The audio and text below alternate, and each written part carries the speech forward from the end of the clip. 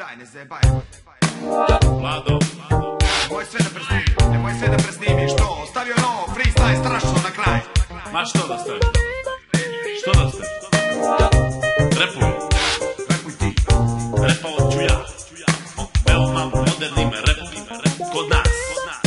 Ja repujem veoma brzo, a ti ne možeš tako, jer ja sam najbrži reper ovdje. Ajde sad ti nebo ovako. To su bile godine bijede, nije malo što da se jede. Otišli smo kod moga dede, kome su počeli da rastu sede. Što ti si poludio?